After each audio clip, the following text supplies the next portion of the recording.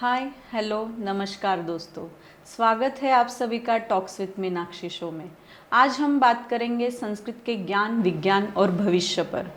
संस्कृत केवल एक भाषा नहीं, यह हमारी संस्कृति, विज्ञान और जीवन दर्शन की आत्मा है। जब भी हम संस्कृत के बारे में सोचते हैं तो सिर्फ किताब, एग्ज़ाम, श्लोक या हमारी धरोहर संस्कृति तक ही सीमित रखते हैं। लेकिन आज हम जानेंगे संस्कृत का रियल पावर क्या है।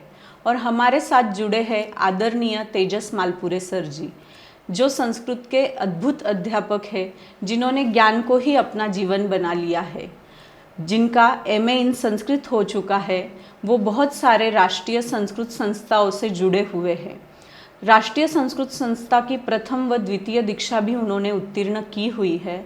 बहुत सारे शिविर, ऑफलाइन ऑनलाइन क्लासेस और स्कूल्स कॉलेजेस में एज अ मेंटोर वो काम करते हैं। परीक्षा संचालन क्षेत्र में भी उनका महत्वपूर्ण योगदान रहा है। वैसे तो मुझे ज़्यादा संस्कृत बोलनी नहीं आती, बट हमारे शो पे संस्कृत के आचार्य आए हैं तो उनका स्वागत मैं संस्कृत में करने की कोशिश करूँगी। संस्कृताचार्य महोदयम सादरम स्वागतम कुर्मः। बहुत बहुत स्वागत है सर आपका हमारे इस शो में। नमो नमः, सुदीनम सर्वेभ्यः। आज के पॉडकास्ट की शुरुआत करेंगे। मेरा पहला सवाल आपसे ये है कि संस्कृत सबको मुश्किल क्यों लगती है? संस्कृत सच में डिफ़िकल्ट है या उसे बना दिया गया है? कोई भी भाषा यदि हमें सीखनी है, उसमें संभाषण करना है या फिर सभी जगह पर उसका इस्तेमाल करना है, तो वो भाषा श्रवणम उसका ज़्यादा से ज़्यादा होना चाहिए। संस्कृत के बारे में वो कठिन लगती है क्योंकि उसका श्रवणम बहुत सीमित है। श्रवणम, संभाषणम, पठनम, लेखनम, जिसको हम इंग्लिश में LSRW कहते हैं, लिसनिंग, स्पीकिंग, रीडिंग और राइटिंग। ये चार महत्वपूर्ण बातें होती है कोई भी भाषा को जानने के लिए, सीखने के लिए। लेकिन संस्कृत का श्रवणम सिर्फ श्लोक, अष्टक या फिर मंत्र उच्चारण उसके तक ही सीमित है। तो फिर श्लोक, मंत्रोच्चारण लोग करते हैं, हमारे हर दिन प्रार्थना में, आरतियों में हम श्लोक गाते हैं, लेकिन संस्कृत संभाषण में नहीं है। भाषा मतलब क्या? भाष्यते अनया इति भाषा, जिसे बोला जाता है वो भाषा है। जैसे ब्राह्मी, पाली, यह आज लिपि बन के रह गई है क्योंकि उसमें कोई वार्तालाप नहीं करता। लेकिन संस्कृत आज भी भाषा है, थी और रहेगी ही, क्योंकि हर दिन उसका संचालन हम करते ही आ रहे हैं और करते ही जाएंगे। शैक्षणिक क्षेत्रों में देखा जाए तो संस्कृत SSC में 8वीं कक्षा के बाद में पढ़ाया जाता है। CBSE में बहुत सारे स्कूलों में 6ठी कक्षा के बाद में पढ़ाया जाता है और बहुत सारे नए स्कूल ने अभी फर्स्ट स्टैंडर्ड से शुरू किया है। लेकिन फिर भी वहाँ प्राधान्य किसको है? परीक्षा। तो संस्कृत किताब है तो उसके ऊपर परीक्षा होगी। और आपको तो पता है कि पेरेंट्स परीक्षा में कितने मार्क्स आए इस पे ज़्यादा फोकस करते हैं। तो संस्कृत एक स्कोरिंग सब्जेक्ट बन गया है, गुणात्मक। इसलिए तो कहा जाता है संस्कृतम सर्वासाम भारतीय भाषानाम जननी, वह सभी भारतीय भाषा की जननी है। मतलब भाषा यह एक दूसरे के साथ मिलजुल कर रहती है। मराठी में भी हिंदी के शब्द है, अंग्रेजी के शब्द है, वैसे संस्कृत से बहुत सारे शब्द हर एक भाषा में जुड़े गए हैं। तो संस्कृत से जनित हम सभी भाषाएं बोलते हैं, लेकिन मूल संस्कृत भाषा हम संभाषण पद्धति से, उसके वाक्य रचना के पद्धति से नहीं सुन रहे, इसलिए वो हमारे मुख में भी नहीं आ रहे। लेकिन बच्चे या फिर हर एक जो भी घटक एक समाज में है वो बहुत होशियार है। क्योंकि आज देखा जाए तो एक जमाना था जिसमें सिर्फ हम हमारे प्रादेशिक भाषा के गीत ही सुनते थे। जैसे मैं मराठी हूँ तो मराठी गीत या फिर हिंदी गीत। लेकिन जैसे जैसे समाज माध्यमों का विस्तार हुआ, वैसे मराठी, हिंदी, इंग्लिश, उर्दू, कोरियन, कच्चा बादाम जैसे बंगाली गाने बच्चों के मुंह पर है। मतलब क्या कि जैसे सुनेंगे वैसे बच्चे पढ़ेंगे, याद करेंगे और उसको गुनगुनाएंगे तो उनके जिंदगी का वो अविभाज्य भाग बन जाएगा। लेकिन संस्कृत के बारे में ये इसका आग्रह भी नहीं है, इसलिए कंपल्शन नहीं है, आग्रह नहीं है, या फिर कुछ बहुत सारे प्रचलित नहीं है। क्योंकि संस्कृत को हमने एक आध्यात्मिक भाषा का स्वरूप दे दिया। यस, तो जैसे आप बता रहे कि संस्कृत को रेगुलरली सुना जाए, लिखा जाए, पढ़ा जाए तो वो हमारे यूज टू हो सकती जी। है, और संस्कृत को सिर्फ एक स्कोरिंग सब्जेक्ट ना मानते हुए अन्य भाषाओं की तरह ही उसे कॉमन लैंग्वेज यूज जी। करे तो वो डिफिकल्ट नहीं लगेगी। यस, बराबर है। तो मेरा अगला क्वेश्चन आपसे ये है कि इसे सिंपल करने के क्या क्या तरीके हो सकते हैं? हमें सबको लगता है कि संस्कृत बहुत कठिन भाषा है, क्योंकि उसमें बहुत सारे ऐसे शब्द है कि हम बोल ही नहीं सकते।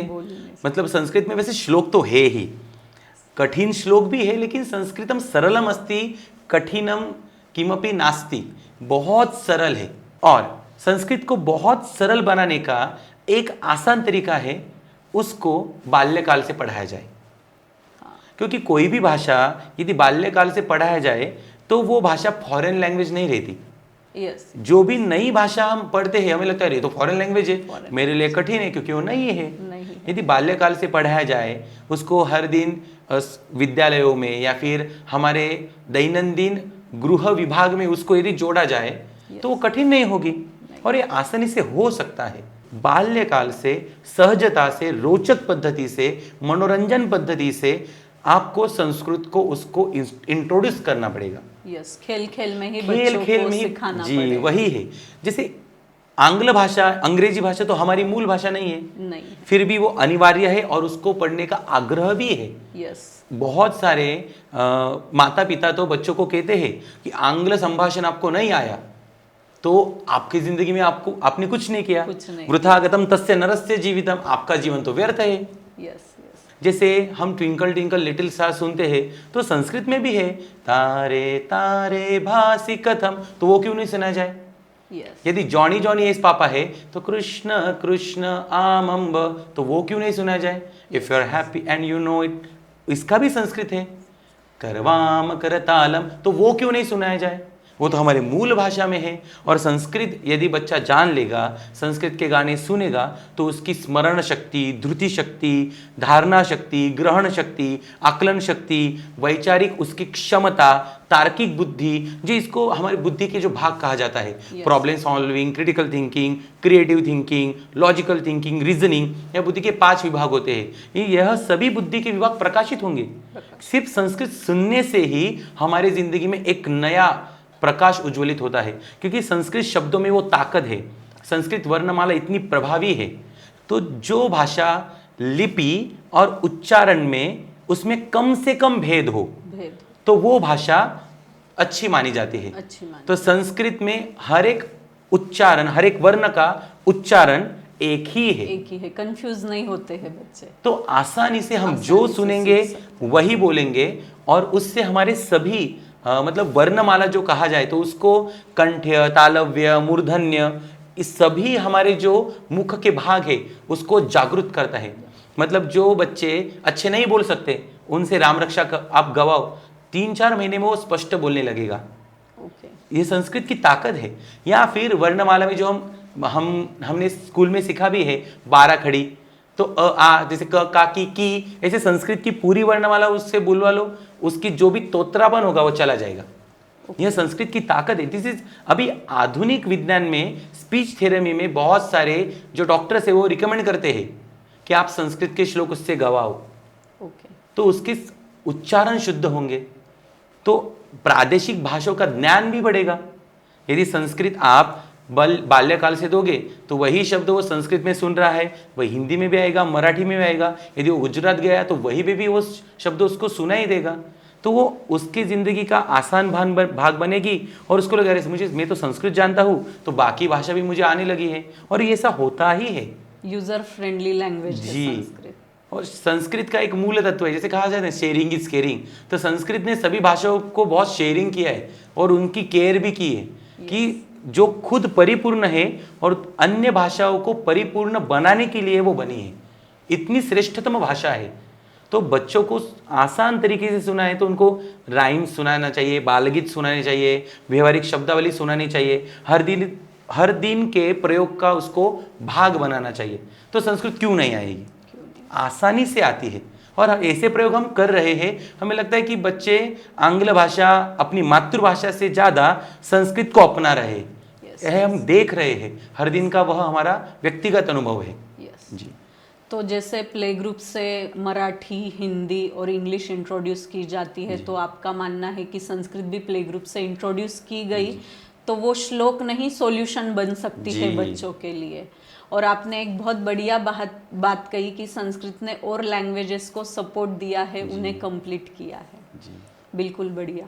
आप जो बोल रहे हो कि उनको राइम्स या वो सुनाना चाहिए, तो ऐसा प्रैक्टिकल प्रयोग कहीं हो रहा है या ये सिर्फ बोलने की बातें हैं? ऑनलाइन माध्यम से हमने वो शुरू किया, तो ऐसे हमें दिखा कि बच्चों को स्तोत्र अष्टक से ज़्यादा उन राइम्स में ज़्यादा रुचि निर्माण हो गई, क्योंकि हमें उन्हें लगता है अरे मराठी में हम गा सकते हैं, नाच सकते हैं उस पर, तो संस्कृत में क्यों नहीं।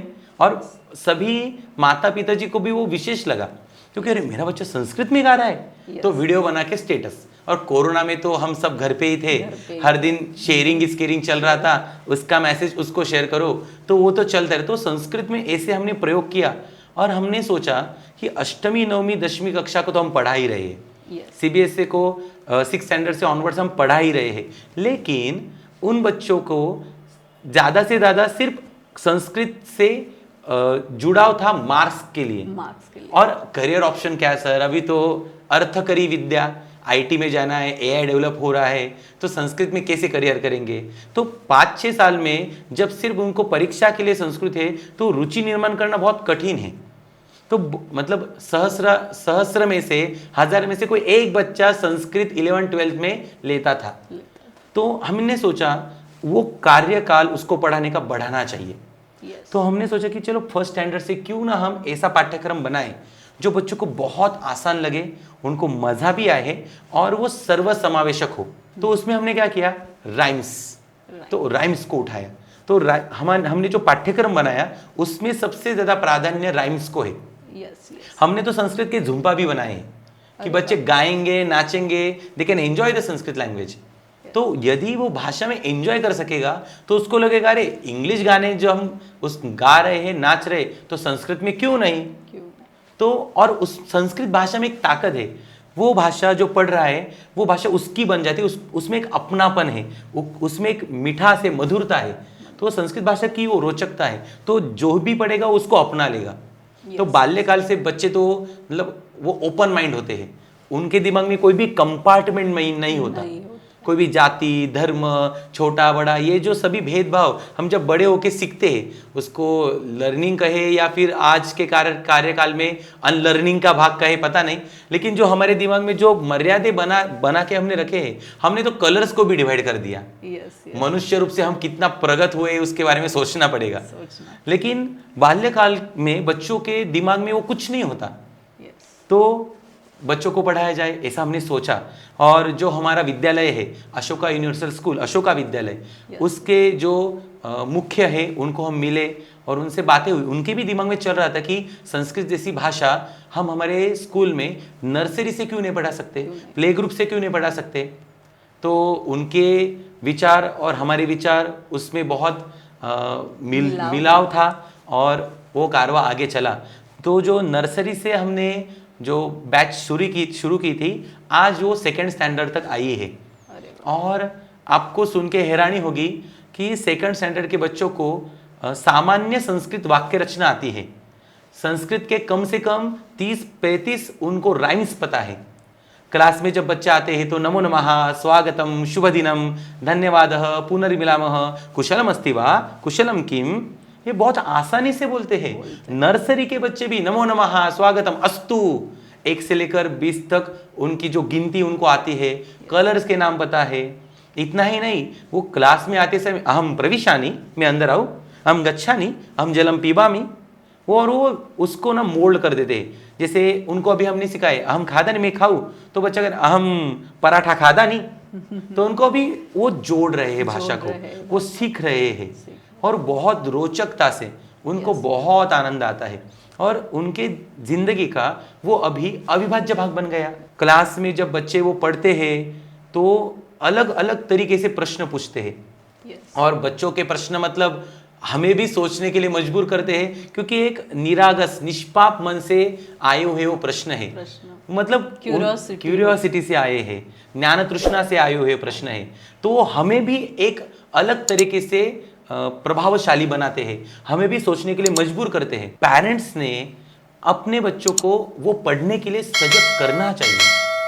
हम बहुत सारे पेरेंट्स का कहना होता है, हम सुनते भी आ रहे हैं कि नहीं सर कठिन है, और इतने सारे सब्जेक्ट्स में सर संस्कृत भी कैसे पढ़ेंगे, अभी उसको फ्रेंच भी पढ़ना है, अभी इंटरनेशनल मार्केट कितना है सर, अभी जर्मनी भी पढ़ेंगे, कितनी सारी लैंग्वेजेस है, कितना पढ़ेगा, हमारा एक ही बच्चा है। तो आप मुझे बताओ कि पिक्चर यह सिलेबस का पार्ट है क्या? फिर भी मूवी देखना तो वीक पे एक मूवी तो बननी चाहिए, तो ऐसे हम बोलते कि नहीं, तो उसके लिए कंपल्शन है। तो संस्कृत का वीक में एक श्लोक पढ़ना चाहिए, इसके लिए एक अनिवार्यता क्यों नहीं, आग्रह क्यों नहीं? बच्चे बोलते कि हम, मतलब बच्चे भी कहते कि हम बहुत मोबाइल देखते हैं, पेरेंट्स का भी वही कहना है, तो मोबाइल निकाल लो, लेकिन उसके हाथ में क्या दो? जो देंगे हाथ में उससे प्रगति होगी। और संस्कृत में निगेटिव थॉट्स बहुत कम है। जैसे हम कहते हैं ना, बुरा मत सुनो, बुरा मत कहो, संस्कृत में अलग तरीके से कहा जाता है। भद्रम कर्णेभिः शृणुयाम देवाः, भद्रम पश्येमाक्षभिर्यजत्राः। अच्छा देखो, क्या देखना चाहिए? बुरा मत देखो, ठीक है, मैं देखो क्या, मैं तो अच्छा देखो, सत्य देखो। तो जैसे आपने बहुत ही अच्छा एक्सपेरिमेंट किया है कि बच्चों को राइम्स वगैरह आप आपके स्कूल में इंट्रोड्यूस करा रहे हो, बच्चे हंसी खुशी सीख रहे हैं और लर्न कर रहे हैं। तो बाकी स्कूल्स ने भी ये मोटो लेना चाहिए, ये गोल की तरह देखना चाहिए। बहुत बढ़िया है। तो मैं तो जानती हूँ जैसे अशोक का ये आईसीएससी और सीबीएसई बहुत बड़ा इंटरनेशनल स्कूल है, वो कर सकते हैं, तो बाकी स्कूल्स भी कर सकते हैं, आसान तरीके से कर सकते हैं। तो संस्कृत को डरना नहीं चाहिए, उसको थोड़ा थोड़ा यूज में लाना चाहिए, अपना एक इम्पॉर्टेंट हिस्सा समझना चाहिए लाइफ का। मैं आगे आपसे ये पूछना चाहूँगी, as a Sanskrit teacher classroom में आपको क्या डिफिकल्टीज फेस करनी पड़ती है बच्चों को सिखाते वक्त, लर्न कराते वक्त? या कोई बच्चे बिल्कुल ही इंटरेस्टेड नहीं होते हैं, तो आप उनका इंटरेस्ट कैसे शिफ्ट करते हो? या बहुत सारे पेरेंट्स भी आपके अपोज में होंगे कि क्यों आप संस्कृत सिखा रहे हो बच्चों को, तो आपको क्या चैलेंजेस आते हैं? जब मुझे तो मेरा जब नर्सरी का सबसे पहला क्लास मैंने लिया, तो वो दिन मुझे याद आ रहा है अभी, क्योंकि जब बच्चे पहली बार स्कूल में आते हैं नर्सरी में, तो उनको स्कूल ही नया होता है, तो उनके दिमाग में एक ही होता है, मेरे मम्मी का है, मेरे पापा का है, बाकी कुछ नहीं। और तब हम नए होते हैं, और मेरा नर्सरी का फर्स्ट क्लास ऑनलाइन सिखाने के बाद जब मैंने ये सब कुछ नया प्रयोग शुरू किया, हमारी संस्कृत टीम ने शुरू किया, तो पहले क्लास में जब जाते बच्चों देखिए कौन एलियन आ गए, ये देख के ही रोने लगे। मुझे लगा इनको कैसे पढ़ाएंगे, इतने छोटे छोटे नाजुक बच्चों को कैसे संस्कृत पढ़ाएंगे? ये शिव धनुष्य तो उठाया है, सबका सपोर्ट भी है, हमारे स्कूल में इतना अच्छा वातावरण है कि सबका सपोर्ट भी है, तो कैसे पढ़ाएंगे? तो हमारे स्कूल के जो सभी तज्ञ हैं उनसे बातें करते, बाद में एक एक जैसे सोपान स्टेयर हमने कैसे किया, मतलब बहुत आसान तरीके से बच्चों से पहले आप संबंध बांधो, उससे जुड़ जाओ, उसके अच्छे दोस्त बनो, उससे बातें करो, उसकी ज़िंदगी में घुल मिल जाओ, फिर धीरे धीरे आप जो पढ़ाओगे वो पढ़ेगा।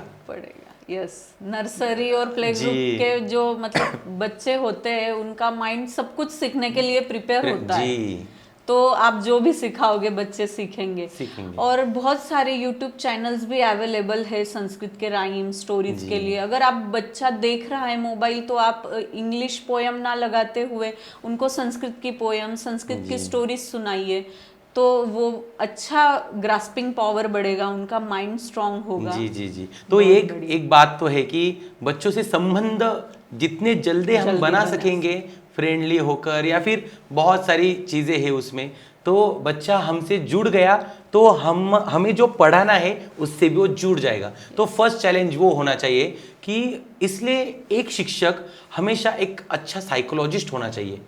उसने हमेशा हम खुद को डेवलप करना चाहिए, खुद को पढ़ना चाहिए, खुद के बारे में, समाज के बारे में। जो आज की जनरेशन है वो कितनी रैपिडली चेंज हो रही है, उनकी थॉट प्रोसेस कितनी जल्दी जल्दी बदल रही है। आज के समाज में जो बच्चे हैं वो क्या कंटेंट देख रहे हैं, उस कंटेंट को देखकर उनकी क्या सोच है, उसके 4 कदम आगे हमें रहना चाहिए यस, ताकि हम उनको दीर्घ दृष्टि तक लेके जा सके।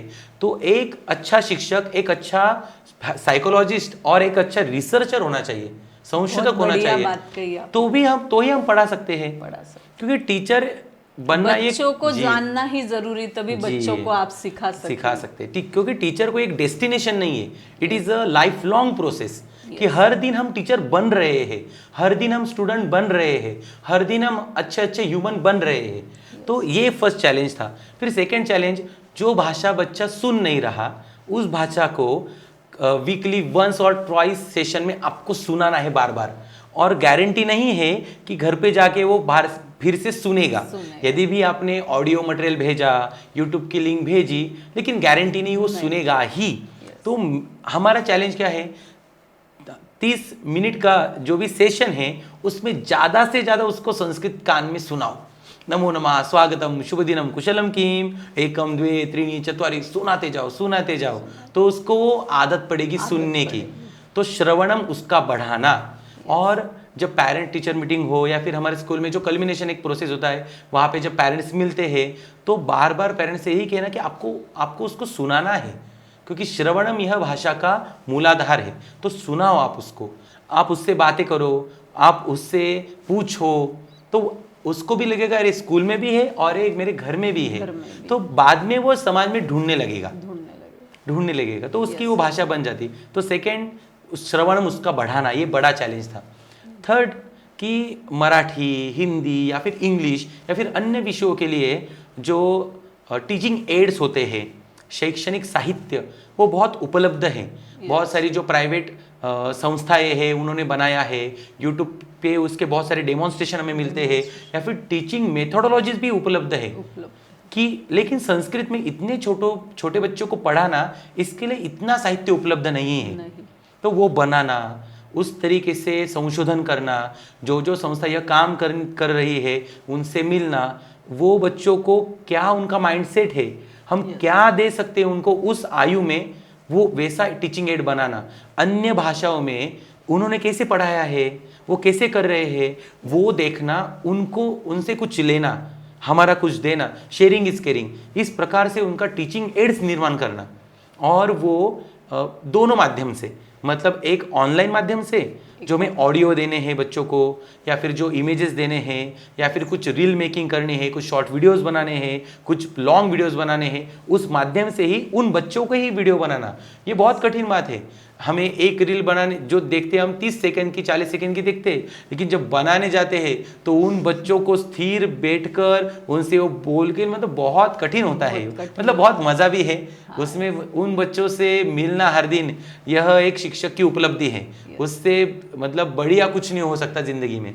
तो वो मज़े का भी एक भाग है, लेकिन वो टीचिंग एड्स निर्माण करना और उसको समाज में प्रचलित करना, अन्य संस्थाओं को प्रेरित करना कि आप भी कुछ इसमें रिसर्च करो, पढ़ो, या फिर जिन्होंने रिसर्च किया है उनसे मिलो ऑनलाइन ऑफलाइन माध्यम से, और वो टीचिंग एड निर्माण करना। और सबसे कठिन, उनकी रुचि बनाए रखना। ये सबसे कठिन है, ये सबसे कठिन है, उनकी रुचि बनाए रखनी हमें। जो नर्सरी में बहुत अच्छा कर रहा है, लेकिन जूनियर केजी में जब छुट्टी आ जाती है 3 महीने की, फिर उसके बाद फिर से उसको टच में लाना, क्योंकि 3 महीने की छुट्टियों में उसमें संस्कृत क्या कुछ बहुत बच्चे कम ही पढ़ते हैं, क्योंकि मज़े के दिन होते हैं उनके। तो फिर से उनको टीचिंग में लाना, फिर से संस्कृत में जोड़ना, फिर से उनको वो याद दिलाना हमने किया है, आप हो के नहीं उस ट्रैक पे, ये कठिन है, रुचि बनाए रखना बच्चों की। और इसमें जो आपने पूछा कि जिनकी रुचि नहीं है, जिनको पढ़ना ही नहीं है, तो उसका इम्पोर्टेंट उनको बताते बताते बताते उनको उसके लिए तैयार करना, या फिर जो कॉम्पिटिटिवनेस है उसका अच्छी तरीके से इस्तेमाल करना। अरे देखो उसने पढ़ा तो उसके उच्चारण कितने शुद्ध हुए, तो आप भी पढ़ोगे तो आपके उच्चारण में भी शुद्धता आएगी। शुद्ध हेतु, उनको जो हम पढ़ रहे हैं उसका हेतु यदि शुद्ध हो, जो पढ़ा रहे हैं उसका यदि हेतु शुद्ध हो, तो उस बीज का वटवृक्ष बनना ही है। मराठी में कहते हैं ना कि शुद्ध बीजा पोटी फळे रसाळ गोमटी, यदि शुद्ध बीज हो तो उसका वटवृक्ष इतने मीठे फल देगा अमृत के समान। या दृशम बपते बीजम, जिस तरीके से हम बीज का रोपण करते हैं तादृशम लभते फलम, उस तरीके से ही फल मिलेगा। तो हमने बहुत शुद्ध हेतु रखकर कि बच्चों को संस्कृत क्यों पढ़ानी है, क्योंकि वो अंतर्मन से जोड़ जाए, इस भारतीय वैदिक सांस्कृतिक परंपरा को अपनाकर अपने खुद को जानने की प्रक्रिया में वो शामिल हो। वो स्वाध्याय की भाषा है, स्वयं अध्ययन की भाषा है। यह शुद्ध हेतु देख रखकर हमने पढ़ाना शुरू किया है। इसलिए उसमें रोचकता बढ़ाने के लिए ऐसे कहा जाए कि जो हिंदी में भी कहा जाता है ना, किसी भी चीज़ को आप पूरी तरह से चाहो तो पूरी कायनात हमें सपोर्ट कर रही है। हमें लगता है कि हम यहाँ ठहर रहे, हमें कुछ नहीं आ रहा, तो हमें ऐसे ऐसे लोग, ऐसे ऐसी संस्था है, ऐसे ऐसे मार्गदर्शन मिले हैं कि हमें जो हमने सोचा था उसके परे हम चले गए हैं। तो और उसके लिए हमारा बहुत बड़ा दृष्टिकोण है। और एक जो बात है, संस्कृत में जो भी किताबें हमने देखी है, तो संस्कृत की किताब हमारे सामने रख दी तो हम कहते ग्रंथ, संस्कृत के मैगजीन्स, संस्कृत की रोचक कथा की पुस्तकें, संस्कृत में जो अंग्रेजी में जैसे कलरफुल पुस्तकें हैं, वैसे ग्रंथों का निर्माण होना चाहिए। बहुत सारे जो भारत में संपादक है, जो पब्लिशर्स है, उनके लिए मेरी विनती है कि आप ऐसे संस्कृत में किताबें बनाओ कि जैसे संस्कृत का प्रमोशन भी हो और बच्चे आसान तरीके से संस्कृत को भी लाइब्रेरी में जाके पढ़ सके। कि उसको एक ही शब्द है और 5-6 उसमें पिक्चर्स है, तो एक शब्द भी उसने संस्कृत पढ़ा तो उसके मैं संस्कृत किताब पढ़ सकता हूँ। एक बार उसके दिमाग में हमने छपवा दिया तो बाकी का तो काम तो आसानी है। तो शैक्षणिक साहित्य में संस्कृत ग्रंथों का आज के जो बच्चों को रोचक तरीके से किताबें पढ़ना पसंद है, उस तरीके का निर्माण होना चाहिए। तो ये एक है। और बहुत सारी यूट्यूब चैनल्स है, बहुत सारी प्राइवेट संस्थाएं, बहुत सुंदर उन्होंने संस्कृत के बाल गीत बनाए हैं, बहुत मेहनत करके खुद का निर्माण किया है। जैसे वेदिका संस्कृत राइम्स के संस्कृत का एक बहुत सुंदर यूट्यूब चैनल है, उसमें इतने आसान गीत है, उसकी निर्मित भी इतने आसान तरीके से हुई है कि वो हमें प्रमोट करते रहने चाहिए। और जैसे आपने भी कहा कि क्लास में अंग्रेजी गाना भी सुनाओ और संस्कृत भी सुनाओ, तो दोनों सीखेंगे बच्चे। गुड मॉर्निंग भी कहो, सुप्रभातम भी कहो। और हमारे स्कूल का वातावरण इतना सुंदर है कि हमारे स्कूल में सभी टीचर्स जब हम आते नमो नमः तो टीचर कहते नमो नमः कहो, सर जा रहे धन्यवाद किया आपने तो धन्यवाद। तो बच्चों को एक इतना सुंदर वातावरण मिला है जी। ये एक चैलेंज है कि सबको उस भाषा में समाहित करना, ये भी एक चैलेंज है। तो ये अनेक कठिनाइयाँ बच्चों को पढ़ाते समय आती है। जिस बड़े बच्चों को पढ़ाओ तो उनका जो बेस है उसको पक्का करना ये कठिन समस्या है, क्योंकि एसएससी में 8th स्टैंडर्ड से संस्कृत बच्चे पढ़ते हैं, तो उसको संस्कृत में अभी क्यों पढ़ूँ, इस प्रश्न का उत्तर देना ही कठिन जाता है। सर इतने दिन तो नहीं पढ़ा, अभी पढ़ के क्या करूंगा, ऐसे भी संस्कृत में हमें कोई कहाँ पे जॉब करनी है, क्योंकि 8th में आने के बाद उसका एक बेसिक माइंडसेट हो जाता है कि मुझे आईटी में जाना है, यहाँ जाना है, वहाँ जाना है। तो उसको संस्कृत में रुचि निर्माण करना ये बहुत कठिन काम हो जाता है। और फिर 8th 9th 10 3 सालों में संस्कृत का इतना सारा पढ़ना, उसको याद करना, सभी शब्द रूप जानना, तो कैसे करेंगे। तो सिर्फ वो कहते सर देवः देवो देवाः पढ़ के उसका मैं आगे क्या करूं। जैसे अभी बच्चों, एक उत्तम बच्चा कैसे क्रिएट होता है शिक्षक और पेरेंट्स के मदद से ही। जैसे आप बहुत सारे चैलेंजेस को फेस करके, बहुत कठिनाइयों का सामना करते हुए भी आप बच्चों के लिए बहुत बढ़िया प्रयास कर रहे हैं। थोड़ा एफर्ट्स अगर पेरेंट्स ले तो और बढ़िया हो सकता है कि घर पे आने के बाद बच्चे को इंग्लिश राइम, इंग्लिश स्टोरी ना सुनाते हुए कभी कभी संस्कृत से भी उनको जोड़े, तो ये आसान हो सकता है। और आपने एक और बहुत बढ़िया बात कही कि अगर उसको रोमांचक पद्धति में उसकी पुस्तकें अवेलेबल हो तो थोड़ा और आसान हो सकता है। बिल्कुल सही है। तो मेरा अगला सवाल आपसे ये है कि संस्कृत में करियर ऑप्शंस है क्या? अरे जो लोग सोचते हैं कि संस्कृत में आगे कुछ करियर नहीं है या इतना मैं कमा नहीं सकता कि मेरे स्वप्न पूर्ण हो सके, ऐसा कुछ है क्या? जिनको संस्कृत का ही करियर ऑप्शन चुनना है तो उनके लिए क्या, तो एक तो संस्कृत शिक्षक बहुत कम है, मतलब माइक्रोस्कोप से ढूंढने पड़ेंगे, इतने कम शिक्षक आज मिलते हैं संस्कृत के। मतलब यदि आज हमने संस्कृत सिखाना बहुत थोड़ा थोड़ा कम कर दिया तो संस्कृत शिक्षक कल म्यूजियम में मिलेंगे, क्योंकि वो एक विशेष होगा, अरे संस्कृत शिक्षक, ये भाषा पढ़ने वाला भी कोई था। तो ऐसा दिन तो कभी आएगा नहीं, क्योंकि भारत की परंपरा की एक अलग पहचान है कि जैसे कहा जाता है कि विना वेदम विना गीताम विना रामायणीम कथाम विना कविम कालिदासम भारतम भारतम नहीं। यदि इनको निकाल लो तो भारत में सिर्फ स्ट्रक्चर बचेगा। भारत का प्राण तो संस्कृत और संस्कृति है। तो उसको मेन स्ट्रीम से यदि पढ़ने के लिए कोई बच्चा इच्छुक है तो एक संस्कृत शिक्षक का ही ऑप्शन बहुत बड़ा है। क्योंकि अभी तो संस्कृत का राइज दिख रहा है हमें समाज में। फर्स्ट स्टैंडर्ड से, नर्सरी से बहुत सारे विद्यालय, महाविद्यालय भी संस्कृत को पढ़ाने के लिए बहुत इच्छुक है। इतना ही नहीं, जो सरकार ने IKS इंडियन नॉलेज सिस्टम को लॉन्च किया है, सभी भारत के अनेक विश्वविद्यालयों में, विद्यालयों में, महाविद्यालयों में इंडियन नॉलेज सिस्टम को सिखाने के लिए जो सरकार का प्रयास है, जो शैक्षणिक संस्थाओं का प्रयास है, उनको सिखाने के लिए संस्कृत मूल भाषा बन जाती है। क्योंकि जो हमारी मूल परंपरा है उनको अच्छी तरीके से मूल स्वरूप से जानना हो तो संस्कृत आपको उठाना ही पड़ेगा। तो उसमें बहुत करियर चांसेस है। इतना ही नहीं, संस्कृत का अन्य शैक्षणिक संस्थाओं से या फिर संशोधन क्षेत्र से भी हम कोलैबोरेशन कर सकते हैं। जैसे मैं AI कर रहा हूँ तो संस्कृत एंड AI पे संशोधन, ऐसी बहुत सारी संस्थाएं कर रहे हैं और मेरे बहुत सारे परिचित हैं जो ऐसी तरीके से कॉन्फ्रेंस में, नेशनल कॉन्फ्रेंस में जाके आए हैं। अभी ऐसे एक नेशनल कॉन्फ्रेंस बेंगलोर में भी हुई, जहाँ पे जो कंप्यूटर में तज्ञ और संस्कृत जानने वाले लोगों ने इकट्ठा होकर संस्कृत की जो सिस्टमैटिक लैंग्वेज की प्रोग्रामिंग है, जो पाणिनि ऋषि ने, जो व्याकरण के शास्त्रकार है, जो जिन्होंने संस्कृत में अष्टाध्यायी नाम का जो व्याकरण का मूल ग्रंथ बनाया, जिसमें एक भी इतनी सूक्ष्म तरीके से भी त्रुटि नहीं है, इतना सजग व्याकरण संस्कृत का है, तो उन्होंने कैसे बनाया? तो उसका संस्कृत का तो स्ट्रक्चरल बेस है। यदि वो हम टेक्नोलॉजी से जोड़ दे तो उसके रिसर्च करने के लिए भारत में से सभी संस्कृत और कंप्यूटर जानने वाले तज्ञ इकट्ठा हुए थे। तो ये उपलब्धि है। वैदिक संशोधन मंडल जो पुणे में है और अन्य बहुत सारे जो संस्थाएं हैं जो संस्कृत में संशोधन कर रहे हैं, स्क्रिप्टोलॉजी हो गई कि संस्कृत में जो स्क्रिप्चर्स है उनका निहित ज्ञान समाज की तरफ, शब्दकोश निर्मित तो आज के काल की बहुत बड़ी उपलब्धि संस्कृत से हम कर सकते हैं। जैसे संपदानंद मिश्र कहकर संस्कृत के बहुत बड़े विद्वान हैं, उन्होंने एक संशोधन किया और उसकी उत्पत्ति ऐसे आई कि जो साइकिल है, बाइसिकल, उसके बारे में मतलब अन्य भारतीय भाषाओं में एक भी शब्द नहीं है।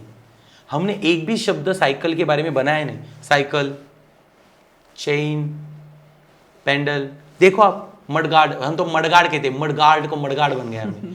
लेकिन यदि हमने संस्कृत में उसके मूल शब्द यदि बनाए, जैसे संधारः, चक्रम, फिर पंकरक्षः, मडगार्ड, पंकरक्षः, ऐसे शब्दों को बनाए तो सभी भाषाओं के वो शब्द बन जाएंगे। संस्कृत का शब्द सभी भाषाओं का शब्द बन जाता है। जैसे स्टेपलर हो गया, स्टेपलर को आप सोचो हिंदी मराठी में कौन सा शब्द है? आएगा ही नहीं, स्टेपलर ही बोलते हैं हम। तो संस्कृत में क्या क्या, योजिनी, उसको जोड़ना। क्योंकि संस्कृत की एक ताकत है कि हम कोई भी शब्द बना सकते हैं। तो ऐसे जब मैं क्लास में पढ़ा रहा तो एक बच्चे ने मुझे पूछा, ऐसा है क्या सर? तो वो जो मच्छर मारने की जो बैट है उसका संस्कृत बना के दिखाओ। तो मैं बोला मशक मारकः, या फिर मशक घ्नः, जैसे शत्रुघ्न थे, शत्रु को मारने वाले, तो मशक घ्नः। संस्कृत में हम कोई भी शब्द बना सकते हैं, कोई भी शब्द। यह संस्कृत की शब्द संपदा की ताकत है, समास निर्मित की ताकत है। तो संस्कृत का बहुत बड़ा शब्दकोश है और बना सकते हैं हम कोई भी शब्द उससे बना सकते हैं, क्योंकि उसमें उतने शब्द उपलब्ध है, संरचना वैसी है। तो शब्द उत्पत्ति करके अन्य भारतीय भाषाओं को शब्द देना, जो आज मूल तरीके से हम शुद्ध हिंदी भी नहीं बोल रहे, शुद्ध मराठी भी नहीं बोल रहे, हमने सरमिसर कर दिए से। ये भी हो रहा है, ये भी हो रहा है, और अंग्रेजी को तो हम सभी भाषाओं में उसका प्रयोग तो चल ही रहा है। तो संस्कृत को एक कॉमन लैंग्वेज, एक सामान्य रूप से भाषा बनाने के लिए ये एक चैलेंज है कि शब्द निर्मिति, इसमें बहुत सारे करियर ऑप्शन है कि शब्द निर्मिति के लिए, जिसको हम कहते हैं भाषा शास्त्र, लिंग्विलिज्म, इस पे बहुत सारी संस्थाएं काम कर रही है। थर्ड वन, अभी साइकोलॉजी, यह हमारे समाज का अविभाज्य भाग बन गया है। मानस शास्त्र, इसमें आप देखो मानस और शास्त्र दोनों शब्द संस्कृत है, संस्कृत और संस्कृत यह मानस शास्त्र की मूल भाषा है। संस्कृत का कोई भी एक श्लोक आप उठाओ, उसमें मानस शास्त्र का बहुत चिंतन किया गया है कि मतलब एक आसान तरीके से एक श्लोक देखे कि बच्चों को कैसे उन पे विचारों का संगोपन कैसे करना चाहिए, उनसे कैसे बर्ताव करना चाहिए, कौन से आयु में। तो एक बहुत सुंदर श्लोक है कि लालयेत पंचवर्षाणि दशवर्षाणि ताड़येत प्राप्ते तु षोडशे वर्षे पुत्रम मित्रवदाचरेत। 5 साल तक मेरा बाबू मेरा सोना बहुत प्यार से, फिर उसके 10 मतलब 15 साल तक उससे बहुत सख्त तरीके से, मतलब बहुत उस पर नियम शिस्त उस पर रहनी चाहिए ताकि उसका मोल्ड अच्छे से हो। प्राप्ते तु षोडशे वर्षे, एक बार वो 16 साल का बन गया, पुत्रम मित्रवदाचरेत, उसका मित्र बन जाओ। देखो साइकोलॉजी का कितना अध्ययन किया है, ये हजारों साल पहले लिखा है श्लोक है।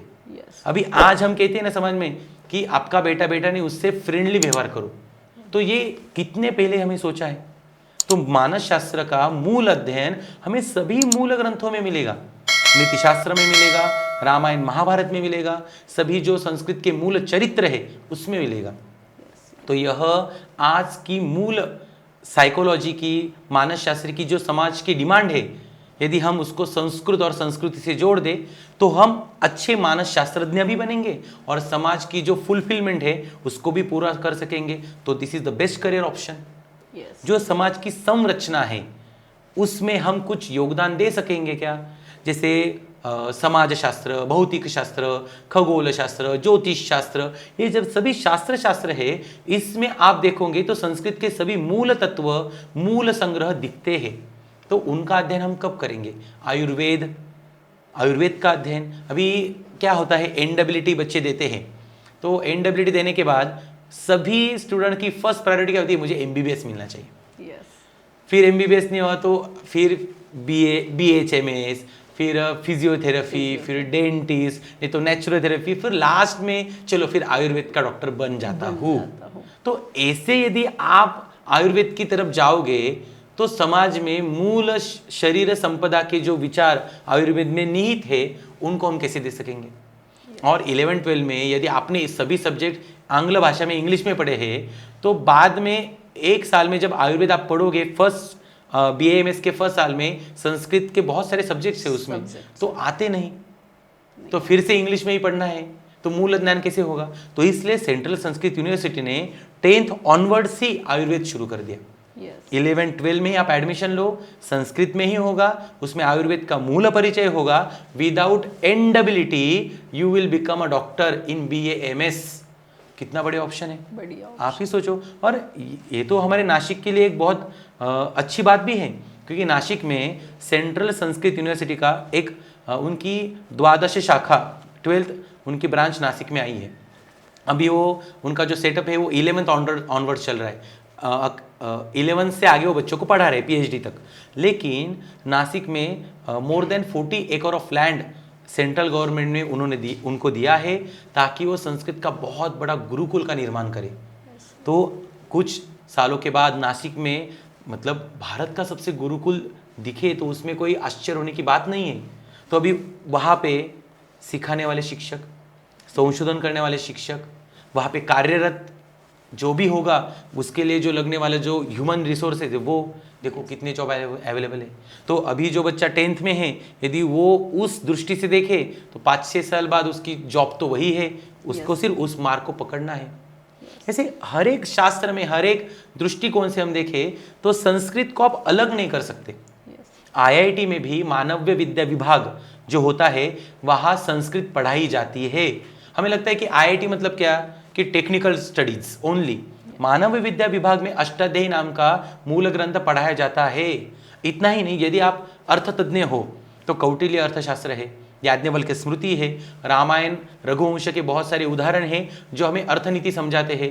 यदि वो पढ़ेंगे तो मैं अच्छा अर्थतज्ञ नहीं बन पाऊंगा। यदि उत्तम मुझे पाक कला तज्ञ बनना है तो संस्कृत में ऐसे ऐसे रेसिपी के सूत्र लिखे हैं, आप पढ़ोगे तो घर जाके वही बनाओगे। इतने सभी जो उपलब्ध है उनको देखो। और संस्कृत को पढ़ने के बाद हमें सोचना ही क्यों कि हर बार मुझे जॉब ही चाहिए। संस्कृत अर्थ करी न देखकर उसको आप जीवन का भाग बना लो। वो यदि सरस्वती को जिंदगी में लाओगे तो लक्ष्मी माता दूर नहीं रहेगी, वो आ ही जाएगी। सरस्वती लक्ष्मी दूर नहीं रहे, वो आ ही जाते हैं। तो हमारी इस बातचीत से बहुत सारे व्यूवर्स के लिए करियर ऑप्शंस भी, जो वो मानते थे कि संस्कृत में कुछ करियर ऑप्शन नहीं है, तो उनको पता चलेगा। बहुत बढ़िया है।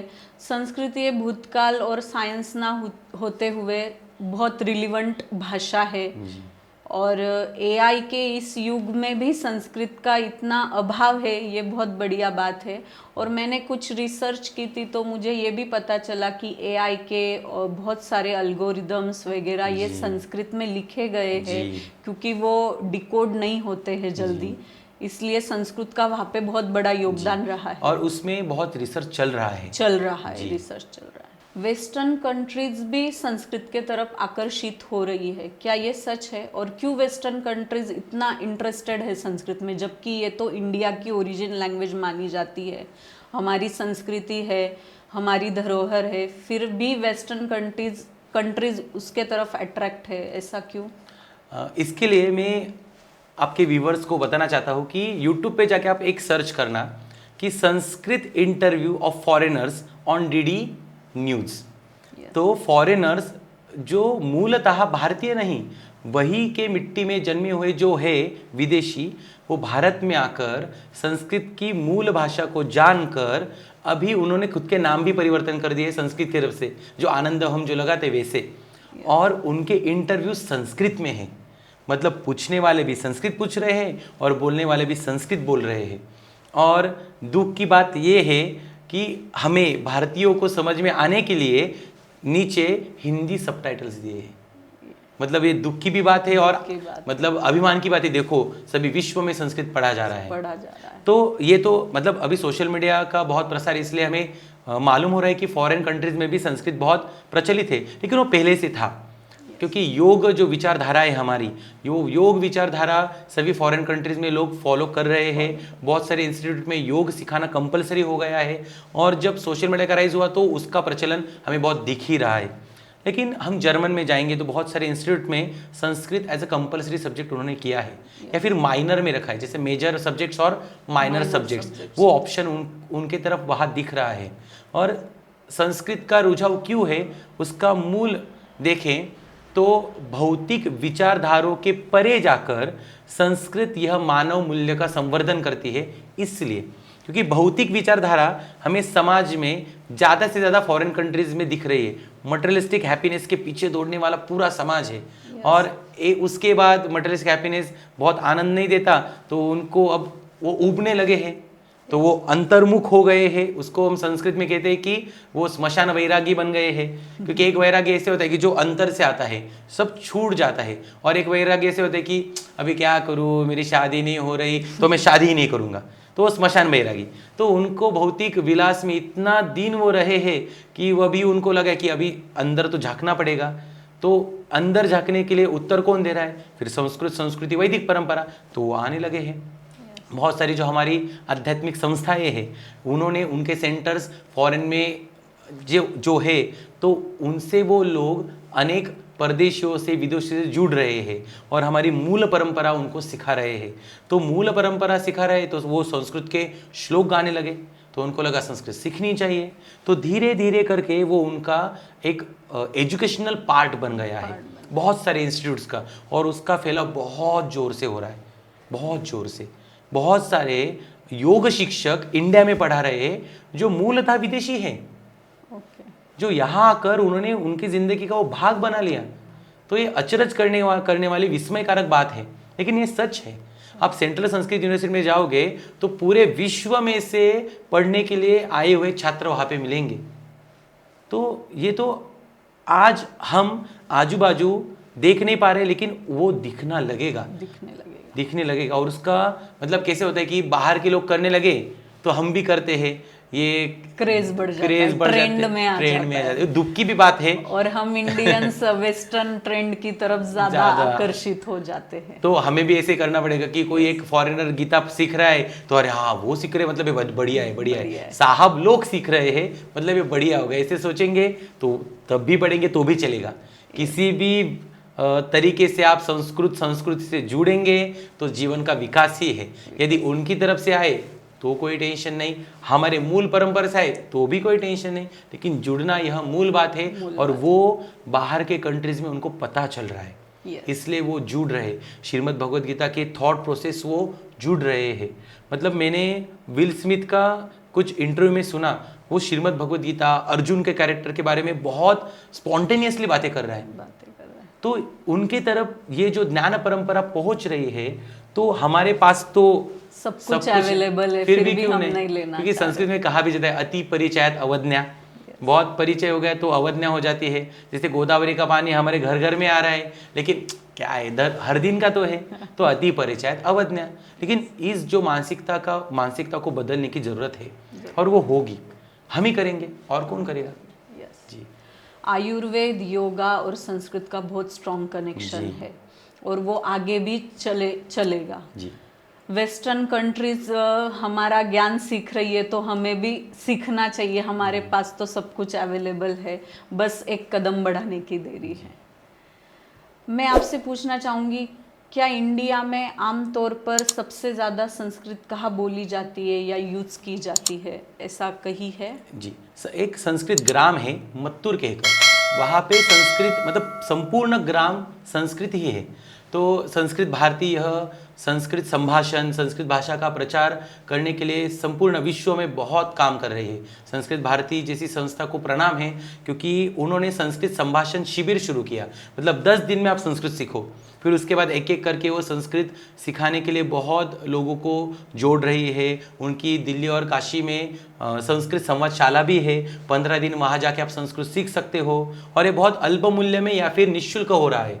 तो उनके बहुत सारे कार्यकर्ता उस ग्राम में गए, वहाँ संस्कृत सिखाना शुरू किया, पूरी ज़िंदगी उन्होंने दी है, और फिर वहाँ के लोगों ने थोड़ा थोड़ा संस्कृत उठाया, और आज उस ग्राम में सभी व्यवहार संस्कृत में होते हैं। आप किसी भी शॉप में जाओ, कहीं भी जाओ, बच्चा बच्चा संस्कृत में बोलता है। ये तो हमें किसी को पता नहीं था, हमारे व्यूअर्स के लिए बहुत इम्पोर्टेंट नॉलेज है ये। और ऐसे भारत में बहुत सारे प्रयोग चल रहे हैं। अभी हाल ही में गुजरात में एक क्रिकेट की टूर्नामेंट हुई, वहाँ सभी धोती पहन के आए थे, और वहाँ कमेंट्री भी संस्कृत में हुई। तो ऐसे बहुत सारे अलग अलग प्रयोग हो रहे हैं। संस्कृत नाट्य क्षेत्र तो बहुत बढ़ रहा है। संस्कृत की नाट्य प्रतियोगिताएं हर एक राज्य में हो रही है, हर एक साल में 2-3 बार हो रही है, और उसको देखने के लिए आने वाले की संख्या भी बहुत बड़ी है। तो और इस तरीके से संस्कृत का फैलाव हमें उस जगह पे दिख रहा है। और संस्कृत कहाँ पे दिखाई देती है, तो हमारे जो श्लोकोच्चारण है उस परंपरा में हमें सभी जगह संस्कृत दिखाई, जैसे मंदिरों में संस्कृत दिखाई देती है। हाँ, बहुत सारे घरों में मॉर्निंग इवनिंग पूजा होती है, तो बहुत सारी आरतियां संस्कृत में ही गाई जाती है। उससे एक स्ट्रेस रिलीफ भी मिलता है, और मंदिर में हम जाते हैं तो हमें बहुत शांति का अनुभव होता है। तो संस्कृत को हम ऐसा कहना गलत नहीं होगा कि हमारी स्ट्रेस रिलीवर है। संस्कृत बहुत बड़ा स्ट्रेस रिलीफ करती है संस्कृत। लास्ट में हमारे व्यूवर्स के लिए आप कोई ऐसा श्लोक बता दीजिए कि जो उन्होंने रोज गुनगुनाना या सुनना चाहिए, कि उनसे उनको आनंद आए, मज़ा ही आ जाए, आज का दिन बहुत बढ़िया रहा, ऐसा लगे उन्हें।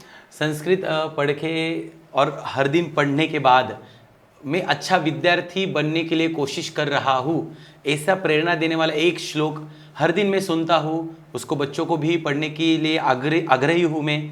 और वो श्लोक सुनने के बाद मुझे लगता है कि सरस्वती माँ को यदि हमने उसकी पूजा की, उसको वंदन किया हर दिन, तो हमारी ज़िंदगी में हम बहुत कुछ जान सकेंगे, पा सकेंगे। और इसलिए विद्या का महत्व जिस श्लोक में निहित है, ऐसा एक श्लोक में सुनाना चाहूँगा। जी, विद्यानामनरस्य रूपमधिकं प्रच्छन्न गुप्तं धनं, विद्या भोगकरी यशस्सुखकरी, विद्या गुरूणां गुरुः, विद्या बन्धुजनो विदेशगमने, विद्या परं दैवतं, विद्या राजसु पूज्यते न तु धनं, विद्या विहीनः पशुः। तो विद्या नहीं तो हम पशु समान ही हैं। यस, और आदमी को हर स्टेज में विद्या संपादन करना जी। चाहिए। तो ये श्लोक हमारे व्यूवर्स के लिए, सभी व्यूवर्स के लिए बहुत उपयोगी रहेगा, ऐसा मुझे जी। लगता है। आज के बातचीत से ये तो साफ है कि संस्कृत भूतकाल नहीं भविष्यकाल की भाषा है, और तेजस सर ने बहुत ही हमें मूल्यवान ज्ञान दिया है। आप सब कनेक्ट कर पाएंगे ऐसा मुझे लग रहा है। और ऐसे ही ज्ञान भरे एपिसोड्स के लिए हमारे चैनल को लाइक, शेयर एंड सब्सक्राइब कीजिए। मैं हूँ मीनाक्षी, मिलते हैं नेक्स्ट एपिसोड में एक नई कहानी, नई ज्ञान के साथ। धन्यवाद।